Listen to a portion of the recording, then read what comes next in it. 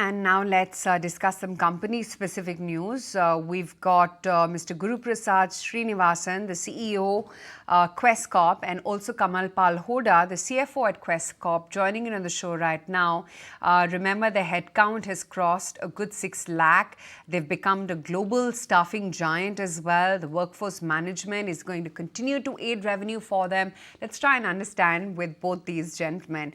Mr. Srinivasan, if I could first come to you, morning firstly. To begin with, you've got the headcount which has now crossed 6 lakh, joining Global League of Staffing Giants.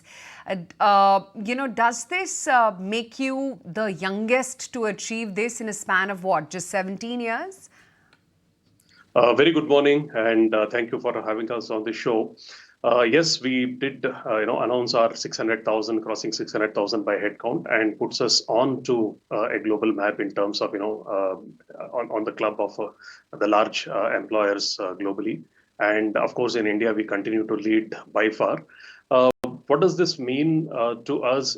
Definitely, it's an acceleration and the youngest to achieve in terms of 17 years that we took to reach where we are today.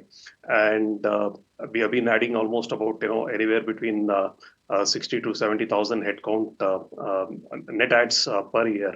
So yeah, happy to be where we are and look forward from here to how we can take this forward at an aggressive growth rate.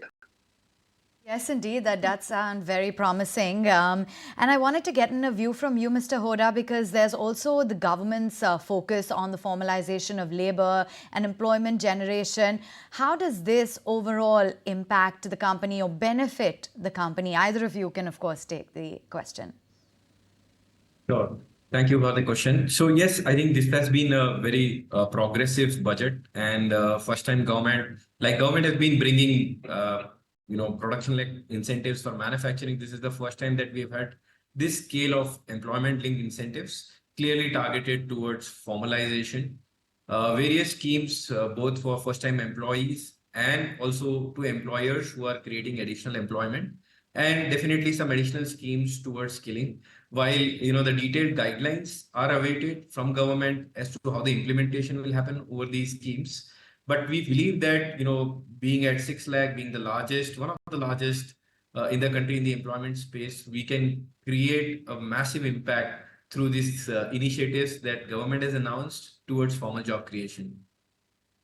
So just if I may add a few more points to Kamal, first time ever we have seen budget really reinforcing a lot on employment generation.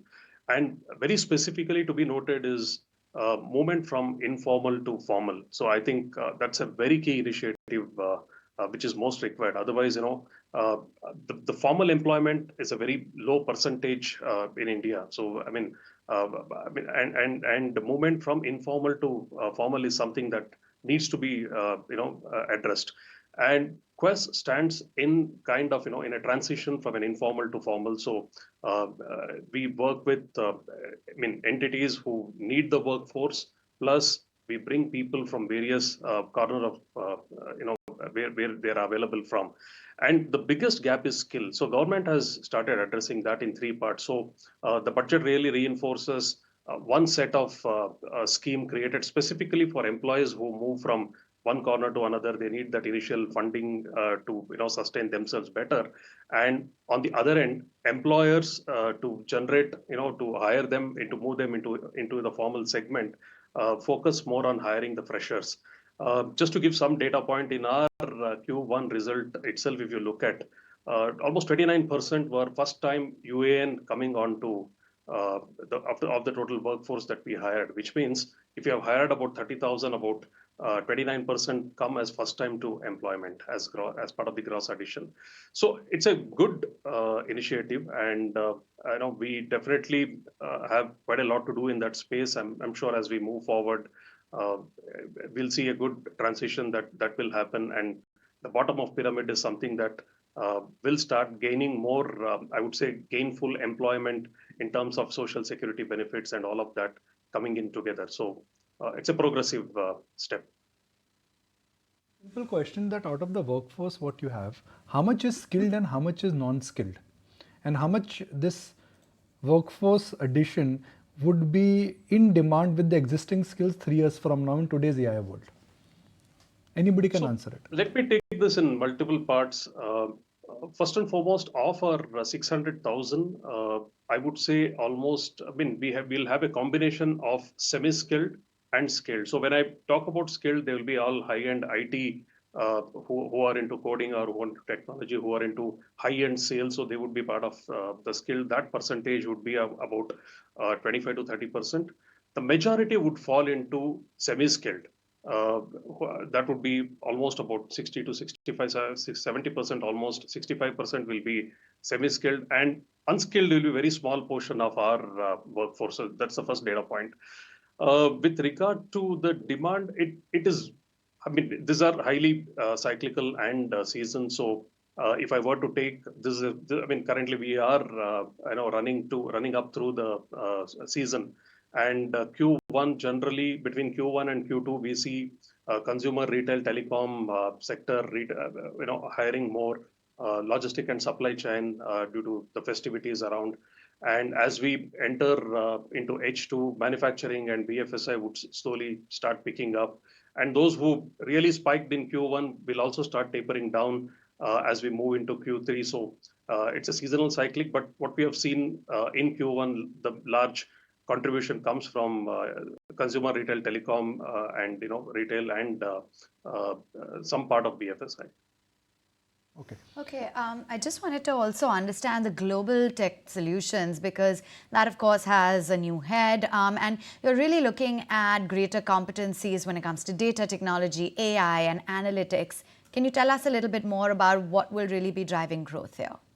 Sure. First and foremost, we have announced our demerger process, and Kamal will definitely add more to it. We announced the process, and as part of the process, as an organization, we are also preparing towards setting up each of the tower in itself to get its right leader in place. So we did the leadership strengthening and structure for GTS.